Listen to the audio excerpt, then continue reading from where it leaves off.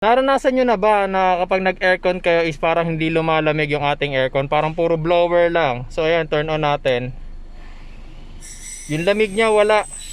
Tapos syempre, lagi kong ginagamit tong kotse na to. Kaya alam ko na kapag nag-aircon, may maririnig ako na ticking sound doon sa ating engine bay, yung ating compressor. Ibig sabihin nag-engage yung kanyang clutch. Pero wala ako narinig na ganoon. And also, yung RPM ko hindi tumaas. So ipapakita ko sa inyo, naka-turn on yung ating aircon.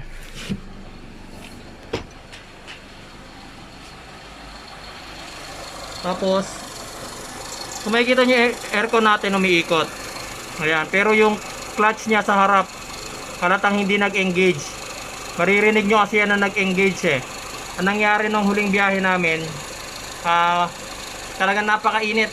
Para lang kayo naka-blower. So dito sa video na to guys, ito yung i-check natin kung bakit hindi gumagana yung clutch compressor.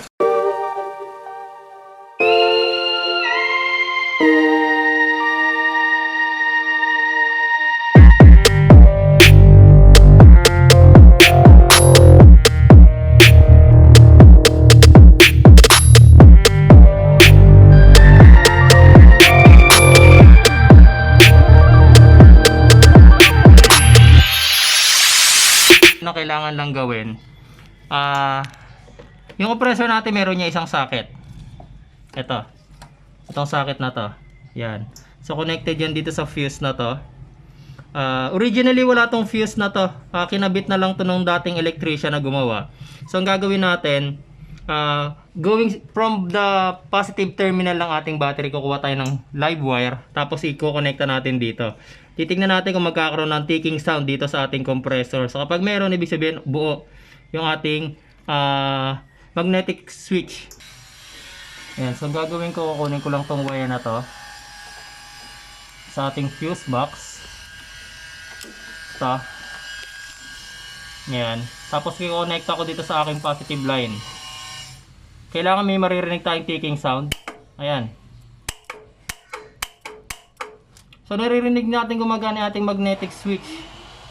Okay, so buo yung ating sa compressor, pero bakit hindi siya nagti-trigger kapag nag-on ako ng aircon? So yung hahanapin natin, pwedeng meron tayong busted fuse, defective relay, o kaya yung switch ng ating aircon sa loob. So yun yung titignan natin yung araw na to. Yan, sa diagnosis na gagawin natin guys, unang-una ang gagawin natin syempre, pinakamura, dun muna tayo sa mga fuse. So dito, may fuse dito. Yan, nakikita nyo, dalawa yung fuse. Okay, so try natin.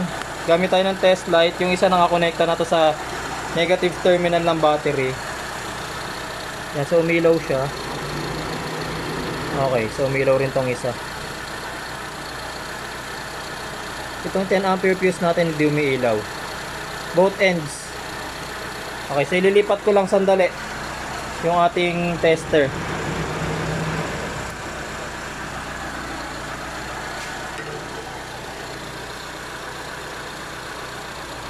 Ayan, so umilaw na siya.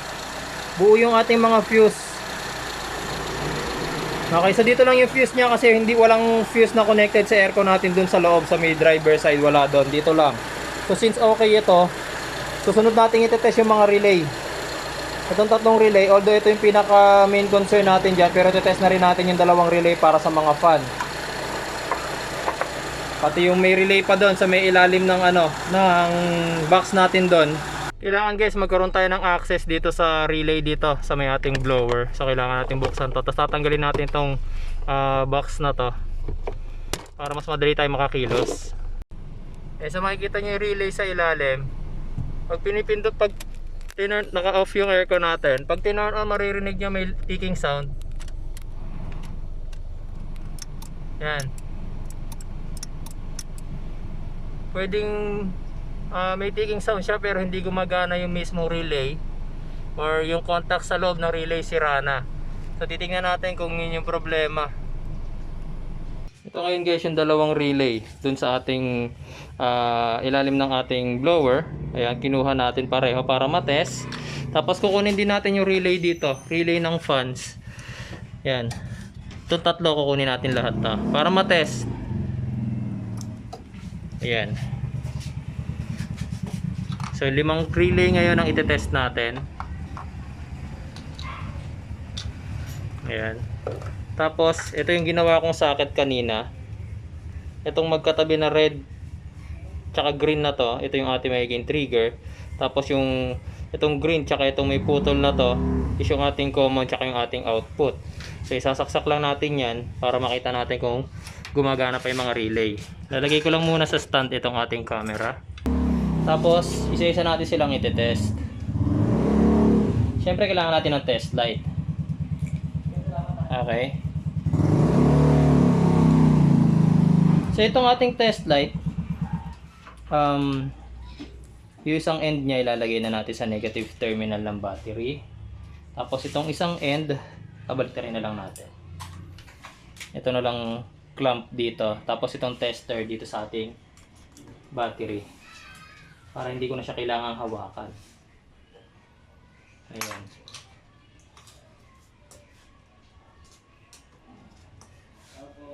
Ayan. Tapos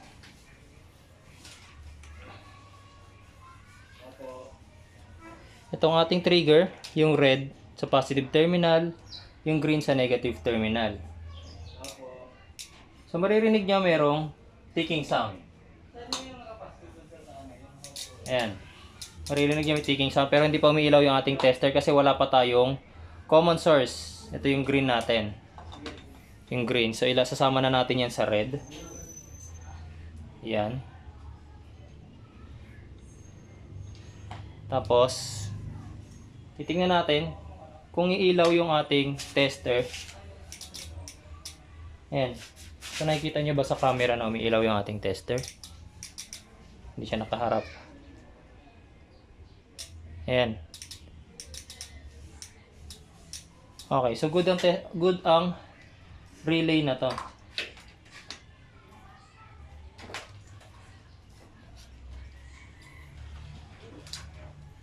Next relay tayo.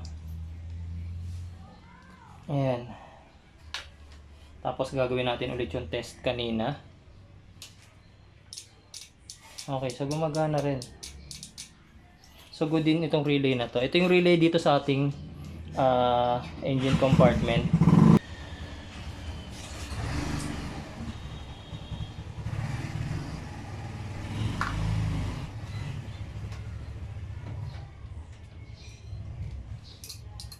Okay, so gumagana rin itong isang relay na to. Buo yung ating mga relay.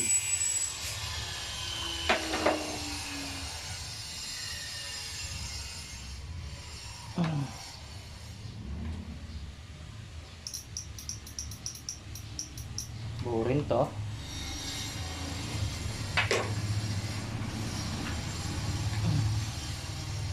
Then last na tayo. Okay, so buo lahat ng relay natin. Wala tayong problema sa relay. And guys, so after po nating ma-test yung mga relays tsaka fuse na alam naman natin na working nga based on test, meron pa tayong isang ite-test before natin pagdiskitahan yung ating temperature sensor ng ating evaporator.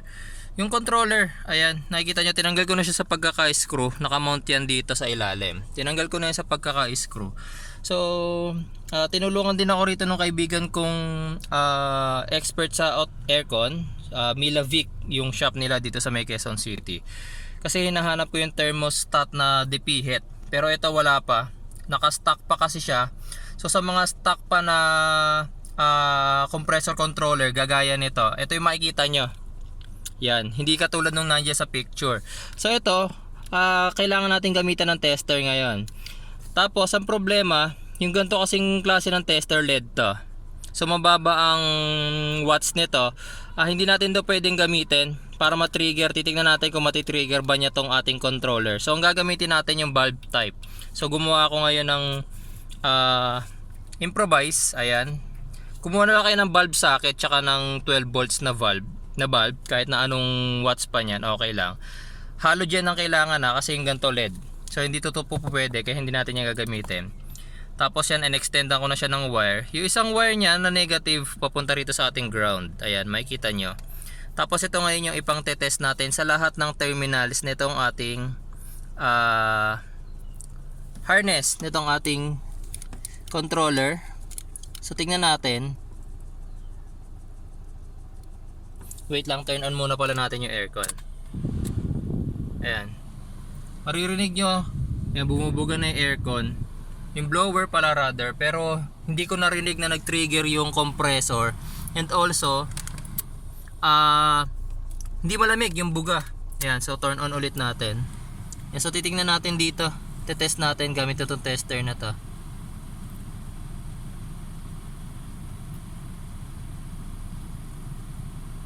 Yan, so bawat pin tinitest natin. Yun. Isa pa. Okay.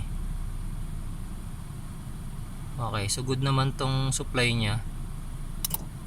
Pag kinakabit ko yung tester, itong red wire na to, positive line ng ating bulb, hindi umiilaw pero maririnig nyo na natitrigger yung ating relay dito, tas natitrigger din yung compressor. Ayan o. Yun, tas naramdaman ko lumamig na yung buga ng ating blower. Okay, so ito yung sira natin. Itong controller na to, itong block. Ayan, so ang gagawin natin,